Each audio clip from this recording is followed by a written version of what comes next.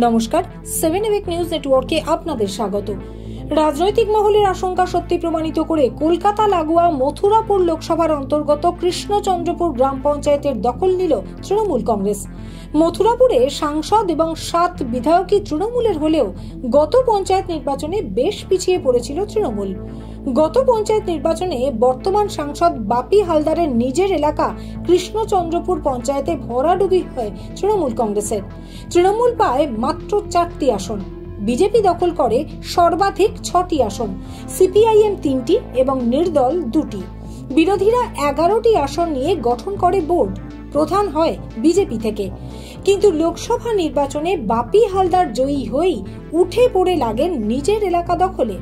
শুরুতে 2 জন বিজেপি, 2 জন নির্দল সদস্য যোগ দেন তৃণমূলে, ফলে বোর্ড সংখ্যাগরিষ্ঠতা হারায়।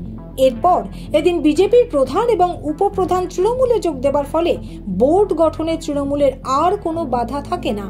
অন্যদিকে সিপিআইএম এর তরফে অভিযোগ করা হয় তাদের 3 সদস্যকে অপহরণ করা হয়েছে।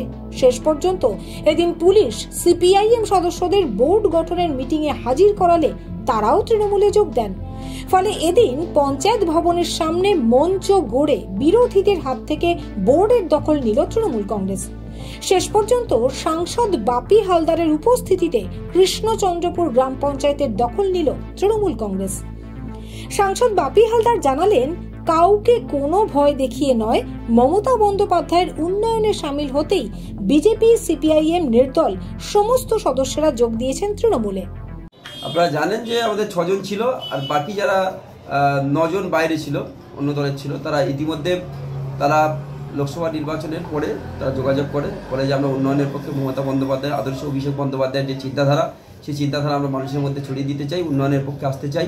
তারা আবেদন করেছিল, আজকে তাদের সেই আবেদনের সম্মতি দিয়ে দল তাদেরকে দলে নিয়েছে এবং যিনি বিজেপির প্রধান ছিলেন তিনি রেজিগনেশন দিয়েছেন, উপপ্রধান রেজিগনেশন দিয়েছেন। তারপরে আজকের সদ্য তৃণমূল কংগ্রেসের প্রধান নির্বাচিত হলো প্রশান্ত হালদার, উপপ্রধান সুশান্ত মণ্ডল নির্বাচিত হলো এবং সকলকে নিয়ে আগামী দিন কৃষ্ণচন্দ্র জন্য উন্নয়নের জোয়ার বইবে, এটুকু বলতে পারি। আগামী 9 জন যে কোন কোন দলে ছিল? বিজেপি ছিল, সিপিএম ছিল, নির্দল ছিল, সবাই তারা একত্রিত হয়ে তৃণমূল কংগ্রেসের পতাকা তলে তারা আশ্রয় নিয়েছে। আপনাদের কি মনে হয় আজকে তারা মিছিল করে তাদের সভ্য সমর্থক যারা আছে তাদের সকলকে নিয়ে এসে তারা আজকের সমবেত হওয়া একটা উৎসবের মেজাজে তারা আজকে জয়েন করলেন?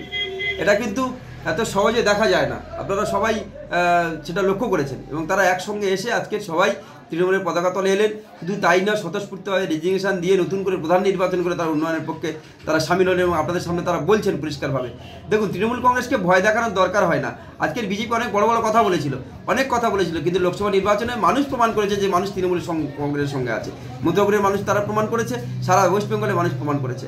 আর যারা কথা বলছে তারা মিথ্যা নিয়ে থাকবে, অপপ্রচার নিয়ে থাকবে, তৃণমূল কংগ্রেস মানুষের পাশে থাকবে। এটাই হচ্ছে তৃণমূল কংগ্রেস এবং অন্যদের পার্থক্য।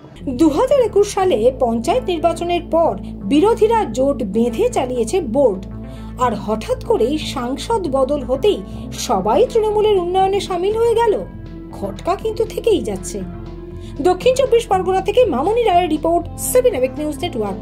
আরো বিভিন্ন খবরের আপডেট জানতে হলে অবশ্যই সাবস্ক্রাইব করুন 7 এবিক নিউজ নেটওয়ার্ক চ্যানেলটি, কারণ আপনাদের একটা সাবস্ক্রিপশন আমাদের কাছে অত্যন্ত মূল্যবান।